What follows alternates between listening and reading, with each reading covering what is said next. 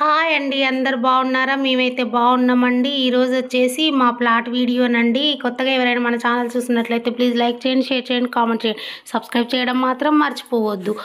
మేము కొద్దిలో మోసపోయే వాళ్ళమండి. కొద్దిలో తప్పిపోయింది. వామ్మో! ఇంటి పనులంటే మామూలు విషయం కాదు. చాలా పనులు ఉంటాయండి.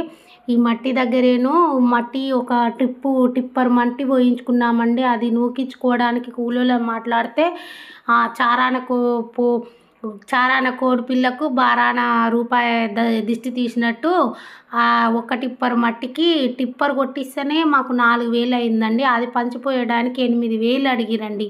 ఎక్కడన్నా ఉందా ఈ న్యాయము? జర్రలో తప్పిపోయామండి. లేకపోతే ఇక మాట్లాడి ఫైనల్ చేసి వాళ్ళతోటే నూకిద్దిమేమో. ఈ పనాలు ఆచరించడం వల్ల ఇది జరగబోయిందండి. వాళ్ళు వచ్చేసేమో మేము డబ్బాలు ఫిట్ చేయించుకోవాలని వాళ్ళు తొందర పెడుతుర్రు. కూలోళ్ళు వచ్చేసేమో అడ్డికి పావుసేరు అడుగుతుర్రు. ఏం చేయాలో అర్థం కాలేదండి మాకైతే. ఈరోజైతే కన్ను సొట్టపోయిందంటారు చూడు, నాకు సామెత వస్తలేదు కదా, అట్లా అయిపోయిందండి మా పరిస్థితి అయితే. డబ్బాలు ఫిట్ చేసుకోవాలి, మొత్తం సమానం ఉండాలి. మాకు మట్టి ఇట్లా లొంత ఉంటే ఎగుడు దిగుడు మాకు పని చేయరాదు, ఏం చేయరాదు, పని ఆలస్యం అవుతుంది. మీరు మట్టి పోయించుకోవాలనేమో వీళ్ళు సెంటరింగ్ వాళ్ళేమో సతాయిస్తురండి. ఈ మట్టి పని చేసేందుకు వచ్చిన వాళ్ళేమో అడ్డికి పావుసేరు అడుగుతురు. ఒక టిప్పర్ మట్టికి 8,000 నన్ను ఉందా న్యాయం అసలు?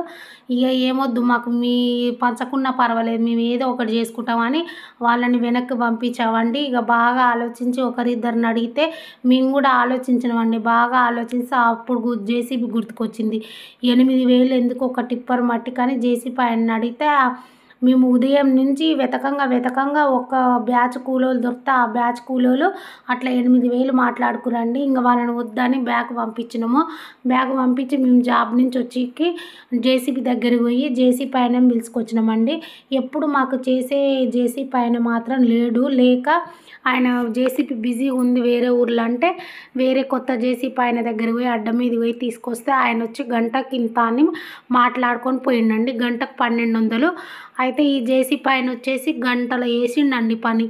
ఫస్ట్ వచ్చేసి ఆ చిన్న బొక్కన వేసుకొని వచ్చిండు. 2-3 డబ్బాలు పట్టినా కూడా గిత్తంత ఇసుకొచ్చింది, గింతంత మన్ను వచ్చిందండి.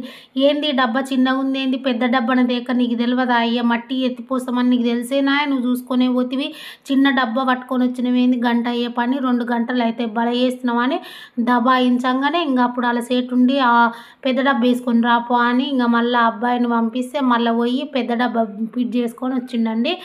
ఏ పని చేసినా ఏదో ఒక ఆటంకం. ఈ పనులు అయితే ఒకటంటే ఒకటి చేస్తుర్రండి. 1,000 అయ్యే పనికి 2,000 చేసి పెడుతుర్రు. వామ్మో! ఎంత మోసం అండి అసలు. మోసం చేయడం అంటే ఈ పనులనే ఉందండి. ఇల్లు కట్టుడు అంటే చిన్న విషయం కాదు.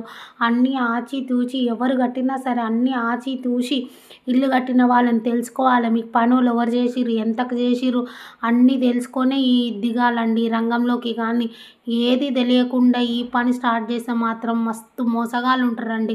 ప్రతి ఒక్క చోట మోసగాళ్ళేనండి. డబ్బాలు ఫిట్ చేయడమే కానీ, ఉపర్ పని చేయడమే కానీ, కింద బునాది తీయడమే కానీ, మట్టి పోయించడమే కానీ, ప్రతి ఒక్క పనికి వాళ్ళైతే డబ్బులు అడుగుతుర్రండి.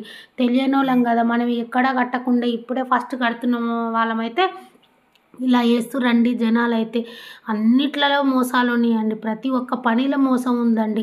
అది మనం బాగా గ్రహించుకొని తెలిసిన వాళ్ళని 10 చోట్ల అడిగే మనం ముందుకు సాగాలి. కానీ తెలియకుండా మాత్రం ఈ పనిలోకి మాత్రం దిగకూడదండి. మేము మోసపోయే వాళ్ళం.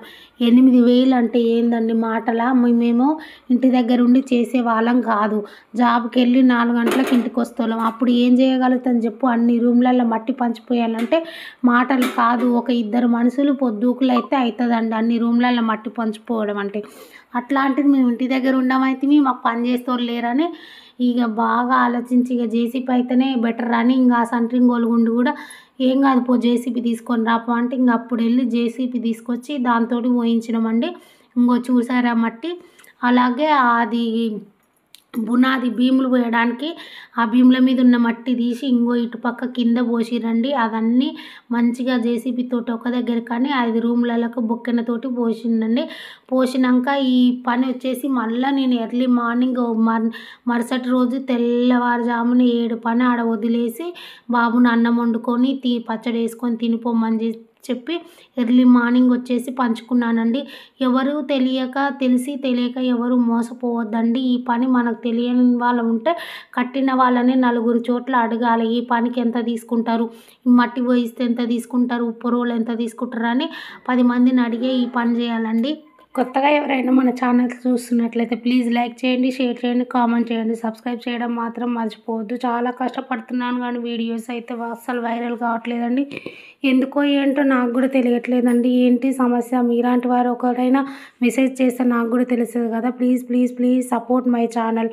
బాయ్ అండి. ఈ వీడియోకి అయితే